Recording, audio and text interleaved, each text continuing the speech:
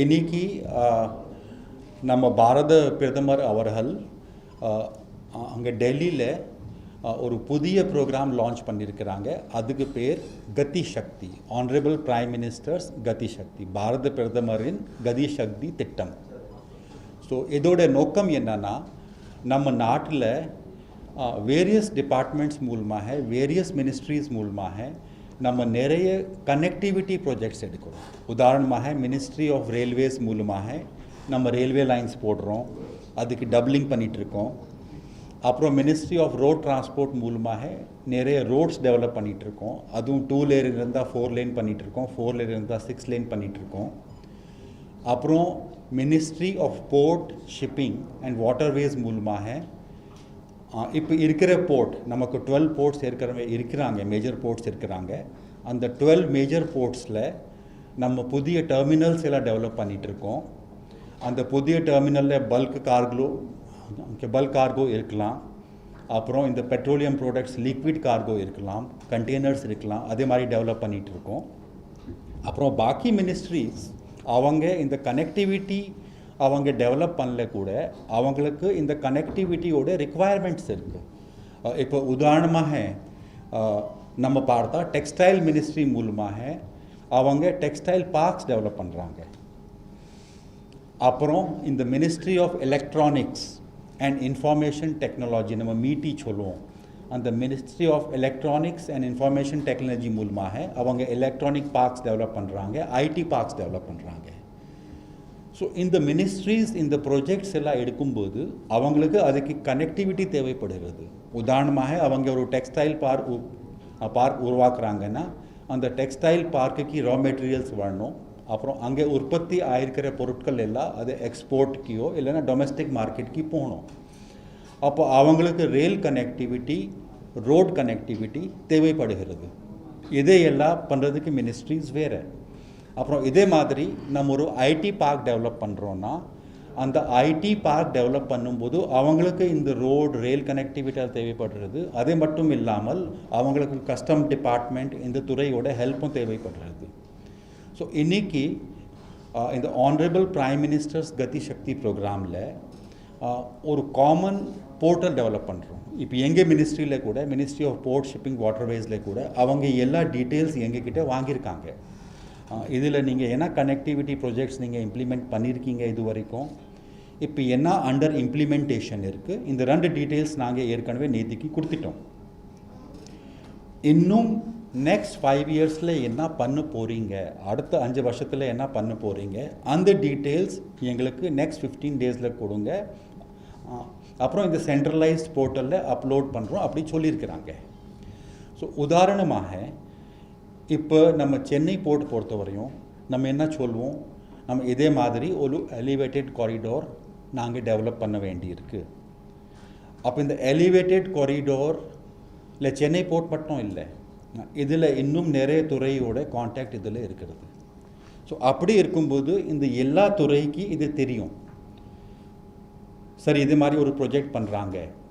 அப்போ உதாரணமாக நம்ம சொன்னால் ஓகே, இப்போ நமக்கு நேவியோட லேண்டு தேவை இருக்குது, ஆனால் இப்போ நேவி லேண்ட் காலி ஆகலை. அப்போ மினிஸ்ட்ரி ஆஃப் டிஃபென்ஸில் அவங்கக்கிட்ட கேட்பாங்க, சரி உங்கள் லேண்ட் ஏன் நீங்கள் இது வரைக்கும் காலி பண்ணாமல் இருக்கிறீங்க, அந்த ப்ராஜெக்ட் அதில் பாதிக்கப்படுறதா அப்படி கேட்பாங்க. ஸோ இதே மாதிரி இந்த சென்ட்ரலைஸ்ட் போர்ட்டலில் இந்த எல்லா டீட்டெயில்ஸுமே வந்துடும். இப்படி வரும்போது அப்போ சைலோஸ் சொல்லுவாங்க, நாங்கள் எல்லாமே தனியாக வேலை பண்ணாமல் இந்த ஒரு கோஆர்டினேட்டட் ஆக்டிவிட்டி எங்களுக்கு உள்ளே இருக்கும். இப்போ நாங்கள் உதாரணமாக டபுளிங் ஆஃப் ரயில் கனெக்டிவிட்டி இன்னொரு போர்ட்டுக்கு பண்ணிகிட்டு இருக்கோம். இப்போ இந்த டபுளிங் பண்ணும்போது ஆஃப்கோர்ஸ் நாங்கள் ஐபிஆர்சிஎல் என்கேஜ் பண்ணியிருக்கிறோம், அவங்க ஒரு ஸ்பெஷலைஸ் ஏஜென்சி இருக்கிறாங்க. பட் அவங்களுக்கும் சதர்ன் ரயில்வேஸ் கூட நிறைய கோஆர்டினேஷன் பண்ண வேண்டியிருக்கு. இந்த ட்ராக் எங்கே போயிட்டு லிங்க் ஆகும், இதுக்கு சிக்னலிங் எல்லாம் அதே பண்ணுறதுக்கு அவங்க அந்த சிக்னலிங் கரெக்டாக இருக்கா அவங்க அப்ரூவ் பண்ணிவிட்டு பர்மிஷன் கொடுப்பாங்க. ஸோ இந்த டீட்டெயில்ஸ் எல்லாம் நாங்கள் இந்த போர்ட்டலில் போடும்போது அவங்க மூலமாக கூட இது ரிவ்யூ ஆகும். ஸோ அந்த கோஆர்டினேஷனில் எங்களுக்கு பெரிய உதவியாக இருக்கும். ஸோ இதே தான் இன்றைக்கி ஆனரபிள் பிரைம் மினிஸ்டர் கதி சக்தி திட்டமோட பேசிக் டீட்டெயில்ஸ். இதில் நம்ம நேத்திக்கு ஒரு MOU சைன் பண்ணியிருக்கிறோம். Honorable Tamil Nadu Chief Minister முன்னிலையில் 3 பேர், அது ஃபர்ஸ்ட் கவர்மெண்ட் ஆஃப் தமிழ்நாடு, அவங்க டிட்கோ மூலமாக வந்திருக்கிறாங்க. அப்புறம் Chennai port trust under ministry of port shipping and waterways and a company called NHLML.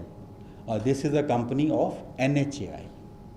So இந்த 3 பேர் சேர்த்து எங்கேருந்து கிட்டத்தட்ட 50 கிலோமீட்டரில் மப்பேடுல ஒரு multi modal logistic park develop பண்ணுறோம். ஸோ மல்டி மோடல் லாஜிஸ்டிக் பார்க்னா அங்கே ரயில் கனெக்டிவிட்டி இருக்கும், அப்புறம் அங்கே ரோட் கனெக்டிவிட்டி இருக்கும், ப்ளஸ் லாஜிஸ்டிக்ஸ் பார்க்னா அங்கே கார்கோ அக்ரிகேட் பண்ணுறதுக்கு ஃபெசிலிட்டிஸ் இருக்கும். ஸோ உதாரணமாக வேர் ஹவுஸஸ் இருக்கும், கோல்ட் ஸ்டோரேஜ் இருக்கும், ப்ளஸ் ஓப்பன் ஸ்டோரேஜ் ஏரியா இருக்கும், ப்ளஸ் அங்கேயே கஸ்டம்ஸ் கிளியரன்ஸ் எல்லாம் பண்ணலாம். அந்த ஃபெசிலிட்டிஸ் எல்லாம் அங்கே இருக்கும். ஸோ NHAI இது இப்போ மொத்தமே 121 ஏக்கர் ஏற்கனவே சென்னை போர்ட் கண்ட்ரோலில் அங்கே இருக்கிறது. ஆனால் அது டிஸ்ஜாயிண்டட், அது ரெண்டு பகுதியாக இருக்கிறது. அதே ஒரே சிங்கிள் பிளாட் ஆக்கிறதுக்கு இன்னும் 36 ஏக்கர் எக்வயர் பண்ண வேண்டியிருக்கு. அந்த 36 ஏக்கர் அது நம்ம தமிழக அரசு அவங்க டிட்கோ மூலமாக பண்ணுறாங்க. அதுக்கு 3-1 நோட்டிஃபிகேஷன் வரைக்கும் கொண்டு வந்துட்டாங்க. அடுத்த 2-3 மாதத்துக்குள்ளே நமக்கு அந்த லேண்ட் கிடைக்கும். அப்புறம் இந்த 157 ஏக்கர் இந்த பிளாட்டுக்கு நம்ம ரோடு கனெக்டிவிட்டி கொடுக்க வேண்டியிருக்கு, ரயில் கனெக்டிவிட்டி கொடுக்க வேண்டியிருக்கு. அந்த ரோடு கனெக்டிவிட்டிக்காக NHAI மூலமாக ரோடு போடுறோம். அப்புறம் ரேல் விகாஸ் நிகம் லிமிடெட் RVNL அவங்க மூலமாக ரயில்வே ட்ராக். அந்த டிஸ்கஷன்ஸ் இப்போ நடந்துகிட்ருக்கு, ரொம்ப அட்வான்ஸ் ஸ்டேஜில் இருக்குது. அவங்களும் இதில் ஈக்விட்டியும் எடுக்க போகிறாங்க. அப்போ அவங்க அந்த ரயில் லைன் இதில் போடுவாங்க. ஸோ இந்த SPV அந்த ஸ்பெஷல் பர்பஸ் வெஹிக்கல் இதில் 4 பார்ட்னர்ஸ் இருக்கிறாங்க. ஃபர்ஸ்ட் சென்னை போர்ட், அப்புறம் கவர்மெண்ட் ஆஃப் தமிழ்நாடு டிட்கோ மூலமாக, அப்புறம் NHLML மூலமாக NHAI, அப்புறம் RVNL மூலமாக இந்தியன் ரயில்வேஸ். ஸோ இந்த 4 பேரோட ஈக்விட்டி இருக்கும் இந்த SPVயில். SPVயில் நம்ம இந்த லேண்ட் கொடுத்துருவோம், ப்ளஸ் கனெக்டிவிட்டிஸ் கொடுத்துருவோம். அந்த ப்ரைவேட் பார்ட்னர் இப்போ ஒரு மாடல் கன்செஷன் அக்ரிமெண்ட் கூட இதுக்காக அப்ரூவ் ஆயிடுச்சு.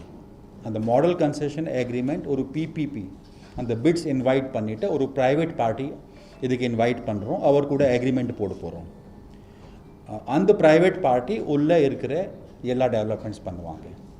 இப்போ எஸ்டிமேஷன் என்ன இருக்குன்னா, நாங்கள் கிட்டத்தட்ட இந்த SPV மூலமாக 600 கோடி செலவு பண்ண வேண்டியிருக்கும்.